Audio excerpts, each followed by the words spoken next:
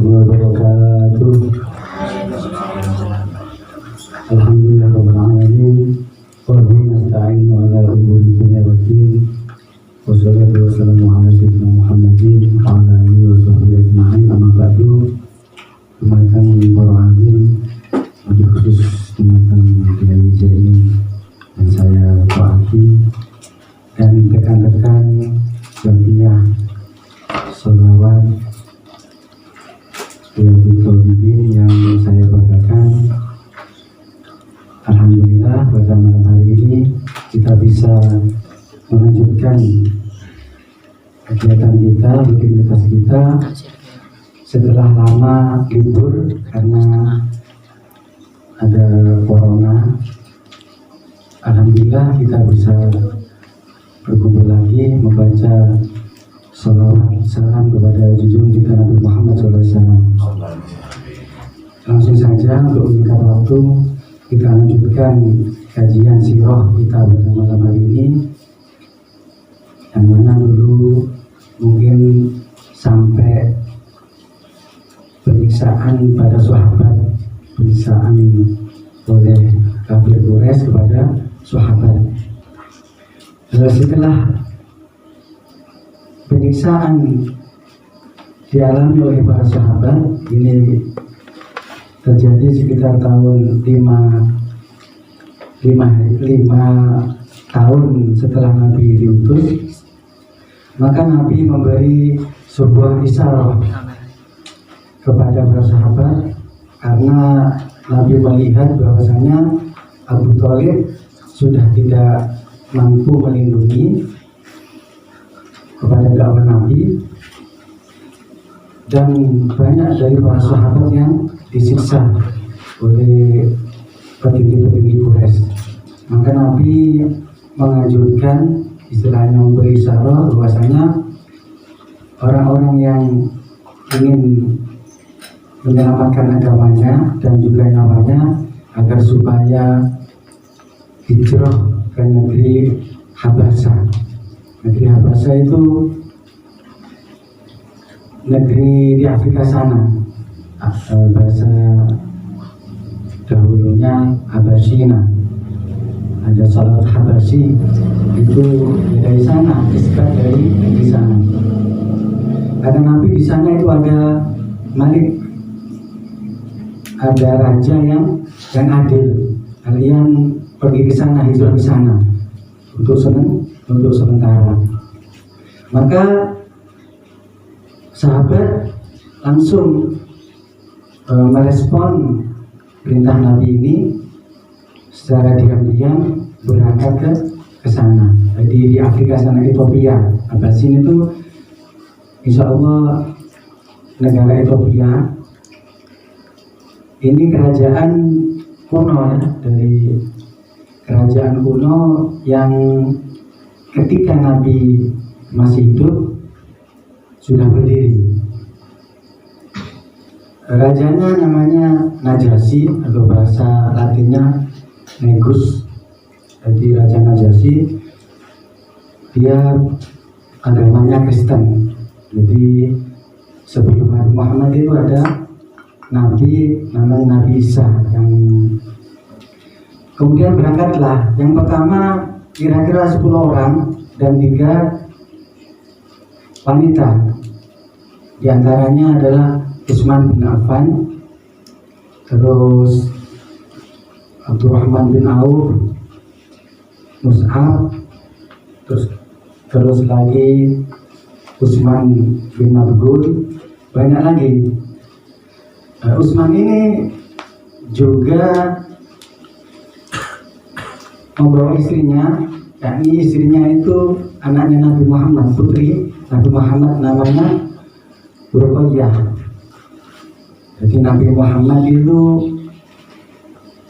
sebelum diutus jadi Nabi itu 2 putrinya namanya Ruqayyah dan Ummi Kulsum itu dilamar oleh Abu Lahab. Belum jadi Nabi, dilamar untuk dijadikan menantu. Artinya namanya pamannya ya, yang meminta, maka Nabi tidak menolaknya. Maka dua putri Nabi ini, Kulsum dan Ruqayyah ini, dikawinkan atau dijadi mantu oleh Abu Lahab. Ketika Nabi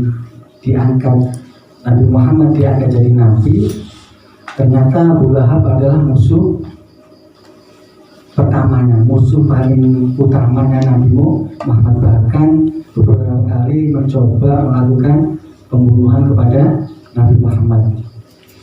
Istrinya Abu Jahal namanya Jamilah. Ini tidak mau kalau mau musuh, masuk jadi besanan sama musuh.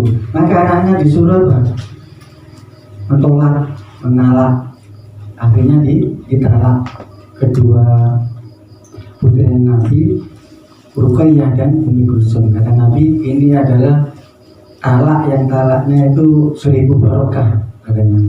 Karena talak itu elek ya, jadi pegatan elek. Tapi kata Nabi, pegatan asal dari putranya Abu Jahal tadi, dan itu merupakan tolak yang 1000 barokah. Akhirnya menjanda itulah Ruqayyah ini dinikahkan sama Utsman bin Affan. Utsman bin Affan nanti kelak itu akan jadi khalifah yang keempat. Setelah berangkat sama Utsman, Ruqayyah ini berangkat bersama beberapa orang karena melewati lintas benua. Jadi waktu itu diceritakan di dalam kitab-kitab sejarah, kitab sirah, numpak atau naik dua perahu. Yang perahu tadi tujuannya adalah berdagang ke Habasah. Jadi berangkat ke sana kira-kira 10 orang, ada 3 orang wanita. Berangkat di sana ternyata benar. Jadi Nabi Muhammad itu meskipun tidak tahu suatu tempat, ini namanya mujizat Nabi. Jadi di sana itu ada tempat, maka ya benar dawuhnya atau ucapan Nabi Muhammad benar. Ternyata di sana rajanya benar-benar adil. Jadi tidak memandang agamanya apa, ternyata di sana bisa melakukan sholat, bisa melakukan apa saja dan tidak diganggu oleh warga sana. Setelah itu 10 orang ini menyusulah Ja'far bin Abi Thalib menyusul ke sana. Jadi kira-kira menjadi 12 laki-laki dan 3 perempuan. Setelah beberapa tahun di sana, itu ada kabar atau rumor bahwasanya penduduk Mekah itu sudah masuk Islam semua. Jadi mereka gembira. Ternyata sudah mereka ini pulang, ternyata mau sampai ke pintu kota Mekah, ternyata penduduk Mekah masih belum masuk Islam. Ternyata itu masih gosip. Akhirnya kembali lagi ke Habasah, tapi dengan beberapa orang, banyak ini, kira-kira 30 terus sampai ada yang mengatakan lewat 80 orang tinggal di sana di Habasah. Ini kisah ini bisa kita ambil pelajaran. Pertama adalah bahwasanya sebuah keimanan itu bagaimanapun itu ada di puncak tertinggi, bahkan di atasnya ilmu pengetahuan. Bayangkan demi keimanan, demi sholat, bisa sholat tenang, bisa semuanya ibadah bisa tenang, mereka meninggalkan keluarganya, tanahnya. Abdurrahman bin Auf itu kaya, tanah-tanahnya ditinggal, itu demi agama. Jadi ditinggalkan semua. Ini karena semata-mata karena keimanan tadi, keimanan kepada Allah Subhanahu wa Ta'ala dan iman kepada Nabi Muhammad SAW. kita bergeser ke fikih. Bagaimana kalau kita hidup terus kita menegakkan sholat, ini sholat misalnya tidak bisa diganggu atau ada tidak boleh, terus melakukan zakat juga dilarang. Ini bagaimana hukumnya? Apa tindakan yang dilakukan oleh orang yang tinggal di daerah yang tergambarkan di atas tadi? Dalam fikih-fikih Syafi'iyah, termasuk yang diterangkan oleh Imam Nawawi dalam kitab Majmu'nya, mengatakan orang yang bila hidupnya terus sholat kalau tidak bisa, maksudnya dilarang memang, kalau ketahuan bisa dihukum, diapa. Terus daerah tersebut memang daerah peperangan, perang antara Islam dan kafir, seperti misalnya di Palestina lawan Israel. Ini maka hukumnya orang tersebut wajib hijrah, wajib pindah ke negara atau daerah Islam. Jadi haram untuk menetap di situ, harus pindah. Jadi ketika perang Badar itu banyak orang-orang Islam secara takiyah menyembunyikan keislamannya. Itu ketika akan melakukan perang Badar, itu semuanya disuruh perang, yang laki-laki semuanya disuruh perang. Dan di antara mereka itu ada yang Islam tapi diam-diam mau berangkat hijrah, tidak mau lah katanya. Itu diancam oleh kafir Quraisy petingginya, kalau kalian tidak ikut perang bersama kami maka rumah kalian akan saya robohkan. Kalau tidak mau akan dibunuh. Jadi banyak yang dibunuh, dan inilah turun ayat walladzina kafaru malaikah kama qala ta'ala. Jadi mereka itu dikecam oleh Allah karena kenapa kok tidak hijrah, padahal bumi Allah itu luas, jadi wajib hijrah. Tapi kalau misalnya kita hidup di tengah-tengah daerah, terus kok bukan daerah Islam misalnya, tapi kita sholat tidak ada yang ganggu, zakat juga bisa berzakat, melakukan ibadah-ibadah biasa-biasa saja, terus di situ kemaksiatan merajalela, maksiat wes, ada gini sembarang kemungkaran. Itu bagaimana? Itu kalau di dalam kitab Bujureni itu sunnah untuk pindah ke daerah lain.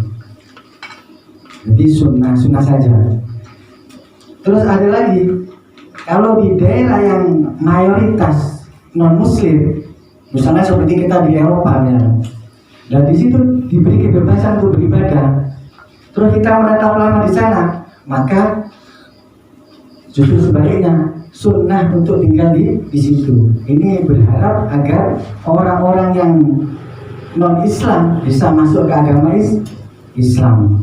Misalnya saya kok tinggal di Raja Agung, memang sholat bisa, Jumatan boleh, terus saya tetap di sana misalnya, terus kok kuat mampu untuk menjaga keimanan, terus saya juga ahli asalnya sana, maka tetap di sana. Berunawa tetangga-tetangga kalian yang non Islam bisa masuk Islam. Itu mungkin dari segi fikih dari keterangan tadi. Mudah-mudahan bisa menambah wawasan kita. Begini perjalanan Nabi Muhammad dan peristiwa-peristiwa yang mengiringinya. Mudah-mudahan bisa bermanfaat. Saya akhiri. Assalamualaikum warahmatullahi wabarakatuh.